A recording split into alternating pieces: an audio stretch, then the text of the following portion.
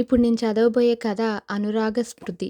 రచించిన వారు doctor C. Bhavani Devi గారు. కథలోకి వెళ్ళిపోదామండి. త్వరగా రండి, అన్నం చల్లారిపోతుంది. ప్రభావతి ఆరోసారి కేకేసింది. వస్తున్నా ఉండు ప్రభా.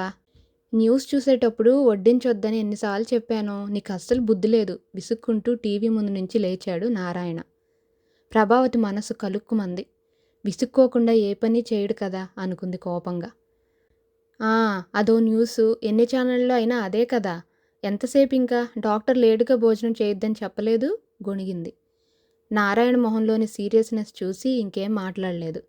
కంచె ముందు కూర్చున్న నారాయణకు కంది పచ్చడిని చూడగానే ప్రాణం లేచొచ్చింది. కంది పచ్చడి చేశావా? చెప్పవే అంటూ నోట్లో నీళ్లూరుతుంటే అన్నం కలుపుకోవడం మొదలుపెట్టాడు. నన్నెక్కడ చెప్పనిచ్చారు, పిలుస్తుంటే ఒకటే చిరాకాయే అంటూ వెన్నముద్ద తెచ్చి కంచంలో వేసింది ప్రభావతి. వేడివేడి అన్నంలో కంది పచ్చడి, వెన్న కలిపి తింటుంటే తన కోసం తనకిష్టమైన విధంగా వంట చేసి 10 సార్లు పిలిచి భోజనం పెడుతున్న భార్య మీద ప్రేమ ముంచుకొచ్చింది నారాయణకి. తలెత్తి ప్రభావతి కేసు చూశాడు. ఆవిడ తనేమంటాడో అని ఎదురుచూస్తుంది. కంది పచ్చడి బాగుంది ప్రభా అనాలనుకున్న మాటలు గొంతులోనే ఆగిపోయాయి. అమ్మో, ఇంకేమన్నా ఉందా? ఆడవాళ్ళు ఏ పని ఎంత బాగా చేసినా మెచ్చుకుంటే నెత్తిమీదకి కూర్చోరు? తన మొహంలోని భావాన్ని బయటపడనీయకుండానే తలదించుకొని చారు అన్నాడు. ప్రభావతికి ఒళ్ళు మండింది. గుండ్రాయిలా కూర్చొని గుటుక్ గుటుక్కుమంటూ ఇంతింత ముద్దలు మింగుతాడే గాని బాగుంది అని అనడేనా.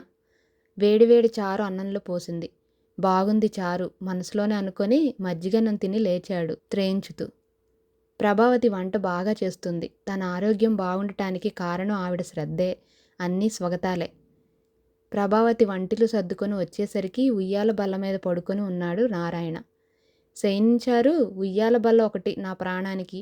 దీని మీద పడుకుంటే ఇంకా ఏది గుర్తుండదు మీకు అంటూ ఇన్లాండ్ కవరు పెన్ను తెచ్చిచ్చింది ప్రభావతి.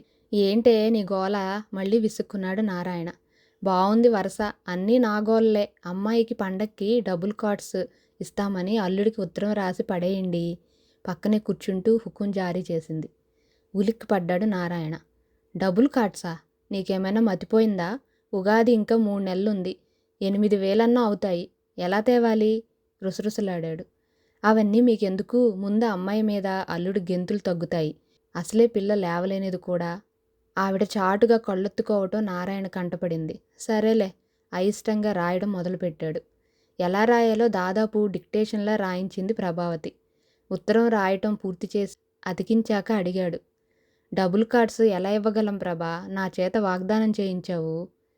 అబ్బో, మీరు వాగ్దానాలన్నీ తీరుస్తున్నట్లు నా పొలం మీద కవులు వస్తుందిగా, అది ఇచ్చి కొందాం అందావిడ ప్రేమగా. వద్దు ప్రభా, నీకు అసలే ఆరోగ్యం బాగాలేదు. డాక్టర్ చెప్పిన టెస్టులు చేయించుకో. ఇప్పటి వరకు మీ పుట్టింటి వాళ్ళు నీకు ఇచ్చిన బంగారం కానీ పొలం మీద ఆదాయం కానీ నువ్వు వాడుకుంది లేదు. కొన్నాళ్ళు నా చెల్లెళ్ళు తమ్ముళ్ళు, ఇప్పుడు మన పిల్లలు. ఇక నువ్వు అనుభవించేది ఎప్పుడు? నారాయణ వాదనలో నిజం ఉందని ప్రభావతికి తెలుసు. అయినా ఆ తల్లి మనసు ఊరుకోలేదు.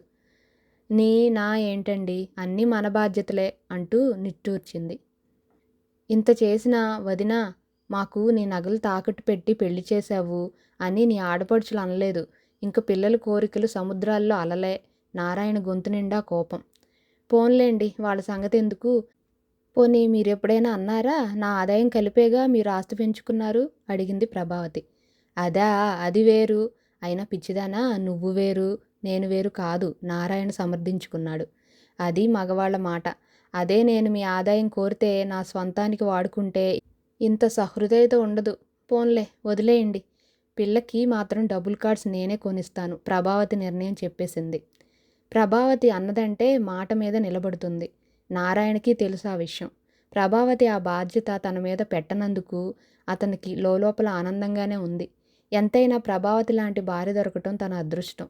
డబ్బు, సేవ, వినయం అన్నీ కలగలిపి దొరికింది. ఏంటి ఆలోచిస్తున్నారు? లైట్ తీసేస్తూ అడిగిందామె.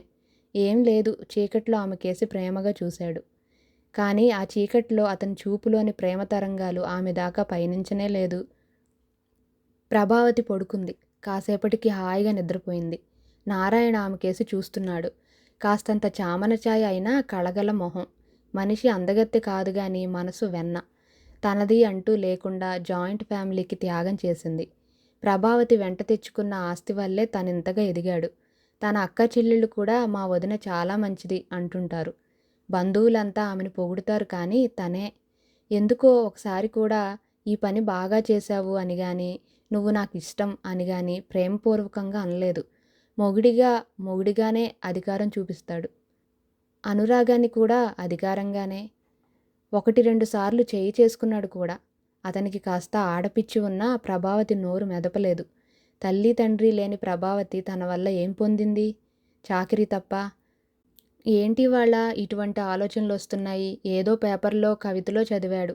బతికుండగానే ఇష్టమైన వాళ్ళందరికీ చెప్పేయాలట. నిజమేనేమో! ఆలోచిస్తుండగానే ఎప్పుడో నిద్ర పట్టింది. తెల్లారినా వంటింటి చప్పుళ్ళు లేవు. మెలకువ వచ్చి చూసేసరికి ప్రభావతి ఇంకా నిద్రపోయి ఉంది. ప్రభా! లేపాడు. పలకలేదు. చేతితో తట్టాడు. చల్లని మృత్యుస్పర్శ. ఉలిక్కిపడ్డాడు. అంతే. ఆ తర్వాత రావలసిన వాళ్ళు వచ్చారు. జరిగేవి జరిగిపోతున్నాయి. ప్రభావతి పెట్టిన, ఆమె దాచుకున్న స్వంత డబ్బే అన్నింటికీ. ఆమె చివరి ప్రయాణానికి కూడా సరిపోతున్నది. చావులో కూడా తనని శ్రమ పెట్టలేదు. తను మాత్రం ప్రభావతిని జీవితమంతా శ్రమపెట్టాడు. ఆమె బతికుండగా ఒక్కనాడైనా కృతజ్ఞతలు చెప్పాడా? బయటివాళ్ళైతే చెప్పేవాడు. భార్య కదా! చెప్పలేకపోయాడు. ఇప్పుడు నారాయణ ఎంత ఏడ్చినా ప్రభావతికి వినిపించదు. అతని మనసులోని భావాలన్నీ కుప్పపోసినా ఆమె ఇంక వినలేదు. ఆ అదృష్టాన్ని అతను కోల్పోయాడు. మర్నాడు పేపర్లో ప్రభావతి ఫోటోకి 2 వైపులా 2 దీపాలతో అనురాగ స్మృతి అంటూ ప్రచురించిన సంతాప ప్రకటనలోని హృదయాలను చదవటానికి ఫోటోలోని ప్రభావతి చిరునవ్వుతో ప్రయత్నిస్తోంది. కానీ ఆమెకది సాధ్యం కాదు. ఎందుకంటే ఆమె ఇప్పుడు ఒక స్మృతి మాత్రమే. సమాప్తం. ఈ కథ చదివిన తర్వాత కొంచెం బాధ అనిపించింది కదండీ! నాకేమనిపించిందంటే మన జీవితంలో మనకి ఎంతో చేసేవాళ్ళు ఉంటారు. మన పేరెంట్స్ కానీ, మన పిల్లలు కానీ, మన స్నేహితులు కానీ చాలామంది. సో, వారికి అలా చేసినప్పుడు ఒక మనసారా ఒక కృతజ్ఞత చెప్పుకుంటే, వాళ్ళు చేసిన దానికి మనం ఎంత ఆనందించామో చెప్పుకుంటే వాళ్ళకి గూడా ఆనందం కలుగుతుంది కదా! సో, దాయకుండా చెప్పుకుంటే బావుంటుందేమో అని నాకనిపించింది. మీకేమనిపిస్తుందో కింద కామెంట్ సెక్షన్‌లో కామెంట్ చేయండి. నా స్టోరీస్ వింటున్నందుకు, నన్ను ఎంకరేజ్ చేస్తున్నందుకు, లైక్స్ చేస్తున్నందుకు చాలా థ్యాంక్స్ అండి. మళ్ళీ ఇంకో కథతో కలుసుకుందామండి. అంతవరకు సెలవు. Thank you so much.